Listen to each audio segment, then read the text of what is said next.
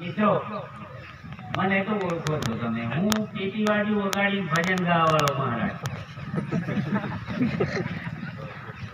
પણ તમારા સુધી પહોંચાડવાનું કામ અમારા ભીખડિયા નિવાસી વિરસિંહભાઈ, એમના પિતાશ્રી અમારા રણછોડભાઈ, અને આજે સાનિધ્ય મળ્યું કે જે વિધાનસભામાં બેહવા વાળા ધારાસભ્ય સાહેબ પણ આપણી હરોળમાં આપણને મદદ કરવા. એટલે આ બધાનો નામો અમારા મંત્રી હીરાભાઈ સાહેબ કી દીધું છે. હવે એ બધાના સાનિધ્યમાં હું શરૂઆત કરું, આપણને ગમે એવી વાત. આ ભારત દેશની અંદર 500 વર્ષ અંગ્રેજો રાજ કરી, 500 વર્ષ, અને એના પછી આ બીજા દેશની સરકાર છે એમ જોઈ કોણે કાઢેલું? નાયક સમાજ. 1813ની સાલમાં અમારું પાલના પરગણું હતું અને રાજગઢનું થોડું વીર રાજા રૂપસિંહ નાયક, જેની પાસે 772 એકર જમીન નરવણિયાથી શિવરાજપુર સુધી, એટલે વીર રાજા રૂપસિંહ નાયક કહેવાતેલા. અને એ વીર રાજા રૂપસિંહ નાયકે બંધ પુકાર્યો કે ઘર હમારું છે, જમીન હમારી છે, ખેતી હમે કરીએ, જંગલ હમારું છે, મૂળો હમારો છે, અને હમે પારકી સરકારને વેરો ભરીએ નહીં. ભારત દેશમાં એવો કોઈ ઇતિહાસની 1813 ભણવા વાળા ભણેલા કેટલા કેલ્ક્યુલેશન કાઢો તો ભાઈ 1947 આઝાદી તો આવીને એના પછી તો બધા નીકળ્યા લાઈન પર. દાદાભાઈ નવરોજી દૂધ લેવા જતા હતા છોકરીને પીવાડવા માટે. સુભાષચંદ્ર બોઝની ઇન્કલાબ જિંદાબાદ ભારત છોડો આંદોલનની ટુકડી નીકળી, એમાં દાદાભાઈ નવરોજી ઇસ્લામી હો પકડાઈ ગયો. એ તો કીધું મેં મારી છોકરી એ लिए मैं दूध लेने के लिए जाता हूं, એમ પણ પકડાઈ ગયો અને જેલમાં પુરાઈ ગયો. એને પણ સ્વતંત્ર જંગના શૂરવીર તરીકે ચંદ્રક મળ્યો અને એના છોકરાના 1,80,000 રૂપિયા હજુ સુધી ભારત દેશ માટે લડેલો એમ કહીને હજુ પગાર મળે.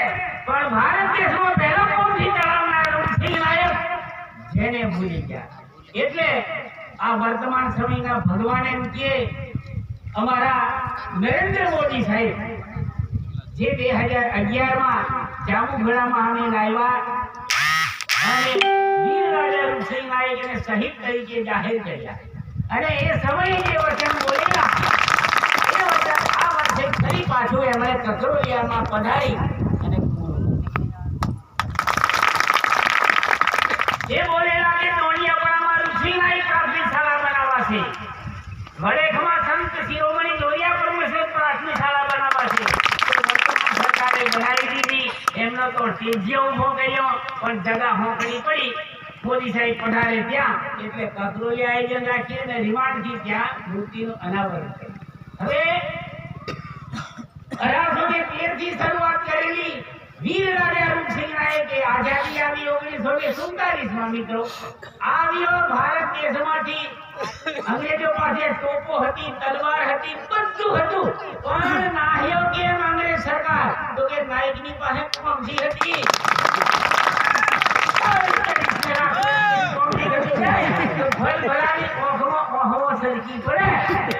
અને એક ખમીર આઝાદીની લડતમાંથી ગર્વને ગાળું મગજનું ખૂન, એટલે નાયકનું ચોમડું હજુ કાળું.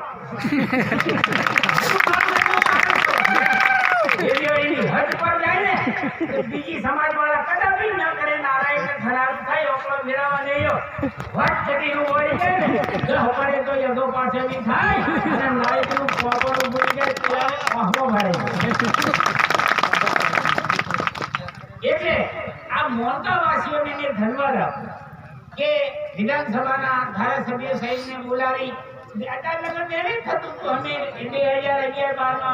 મોદી સાહેબ તે ટાઈમે તો મુખ્યમંત્રીમાં હતા, બરાબર, અને વડાપ્રધાન બન્યા પછી આવે છે એમ કેવી એવો બધું ત્યારે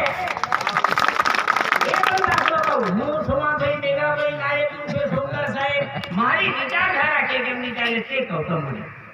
અને કબીર લક્ષ્ય જીવ કથા કરત આહારા તેથી સાધ્યો એઈ રે મારા આ લાખ જીવો મળે અને 1.5 લાખ જન્મે તો આજથી 11મી પેઢીને દેવાય પંડિત થઈ ગયો. આપણા આ સંસ્કૃતિ આદિવાસીઓની સંસ્કૃતિ છે એ અંતરિક્ષમાં ઉડે મિત્રો એની સાધના.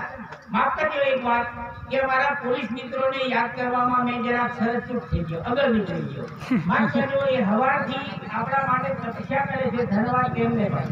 તો દેવાય પંડિતે એની ઘરવાળીને ઉપદેશ દેતાના ટાઈમે કહ્યું ગોમે ગોમ એ તો ભજન છે.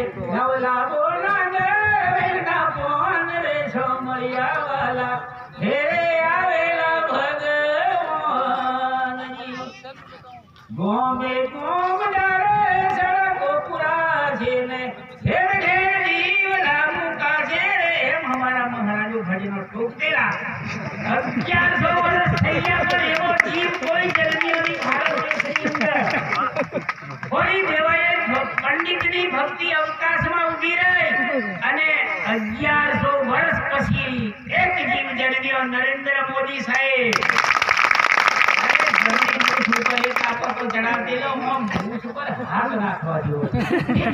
ભાષાનું રૂપાંતર કરી બતાવ્યું અને એમને યાદ આવ્યું કે આવા ઉડાનના એરિયાની અંદર ડિલિવરીના સમયે, બીમારીના સમયે પ્રધાનમંત્રી ગ્રામ સડક યોજનાની યોજના અમલમાં મુકાઈ ગઈ. જમરાનો પાડો પછેણ આવે, મોદી સાહેબની 108 પેલી આવે ને. બીજી વાત છે, મારી હુંડી સ્વીકારો મહારાજ એ સોમળ ગીરધારી. નરસિંહ મહેતા જુનાગઢનો અને દ્વારકામાં એને જરૂર પડેલી તો ભગવાન સોમળશાનું રૂપ લઈ તો એની મૂડી પહોંચાડવાની લો. સાખી બોલાઈ હુંડી હાથો હાથી આપી વાલે પૂરી હૈયાની હોમ. નરસિંહ મહેતાનો સોની સોમળો વાલે નવખંડ માં રાખેલું નામ રે સોમળા ગીરધારી. આપણે કોઈ મારવા જેલા ભગવાન હુંડિયાના જેલા માર મોદી સાહેબે હમણાં એટીએમ બનાવી આપ્યું. તમે વિદેશમાં જાઓ ને ત્યાંથી રૂપિયા નાખો ને અહીં એક જ સેકન્ડમાં મળી જાય હે ને. વેદોની ભાષાનું રૂપાંતર કરીને મોદી સાહેબે બધાને એની સુવિધા કરી આપી. શું વાત, સાચી વાત સાહેબ? તો વર્તમાનની અંદર અમારે એક વાત કેવા વાળા ભાઈ આયા ની ને હજે મેં મતવાડા પણ કીધું દરાખની લારી દરાખ લેવા જજો તો ઝૂંફણ બાંધેલો છે ઉપર. કેટલા 100 ગ્રામના કે 15 રૂપિયા, કેટલા 100 ગ્રામના 20 રૂપિયા. તે પછી હેઠા નજર કરવી જરી લાહીને તો આટલી બધી ઢગલો છે. અને ઈને પૂછજે ઓના 100 ગ્રામના કેટલા છે કે 25 રૂપિયા થઈ એમ. સમજી ગયા? એની એક દરાખ લુંખાવાળીના 15 ને 20 અને હેઠી ઢગલો કરી તીના 5 રૂપિયા. ચૂંટણી આવે કે તમને ચવાણું જોઈએ, તમને કોટડી જોઈએ. લુંખા મેથી છૂટી પડેલી ગ્રાફ છે ને એના 20 રૂપિયા અને લુંખા મેથી છૂટી પડી ગઈ હેઠી ઢગલો એની કિંમત 25 રૂપિયા. સમજી ગયા? લુંખો એટલે સંગઠન, જૈનાયક અધિકાર સેના સંગઠનની વિચારો કરવાનો. કોઈ ભરવાનો ભાગ પાડવાની આયા, હને કોઈ પક્ષનો પ્રચાર કરવાની આયા, કશું ફક્ત મંદિર બાંધો, મસ્જિદ બાંધો, હીરા સાહેબ ચોકદાસ ને નથી બાંધો. આપણે નાયક ન હોય બાકી અંગ્રેજો પતાવીને કેલા તમને કહું એ અમારા રમણભાઈ થોડોક ઈશારો કર્યો પણ ટૂંકી જ વાત કહું કે ભાઈ ગોબર નાયકની દીકરી હતી હીરબાઈ નાયક. જે પેનલમાં કઈ ફોટો છે હીરબાઈ નાયકનો, બરાબર? એ 447 વિધવા બાઈઓનો સમિતિ બનાવેલી વોકડ ગામની અંદર. અમે બાકરો મૂકવાના છીએ સાહેબ, એનું તેજ્યું વિધાન બારિયાએ રાજ્યપાલ સુરીની યાદી આપી છે હીરબાઈ નાયક. અને એ હીરબાઈ નાયકે 447 વિધવા બાઈઓની ફોજ બનાવી અને ગોધરામાં અંગ્રેજ કમિશનરી પર એને ધોનો બોલ્યો. એટલા અંગ્રેજોને મારી નાખ્યા. એના માથાનો તોરણ મોદી તોથી પાછી આવી વોકડ. એ અમે ગર્વ ગાઈએ છીએ. ઘડુલે રાતો હીરે ગડુલ્યું ઘૂમે ગોધરો મે લાગી લડાઈ. બરાબર? નાયકો આ ભાઈઓ એ લીધી તલવારો. આ બાવ્યો બાયો જે છે મારી માં જો કે મારો જન્મ તમો ઘેર થયેલો છે એટલે મને વધારે હવે મેં મય મારા પેટમાં હો ઉભો હતો કેવો તારે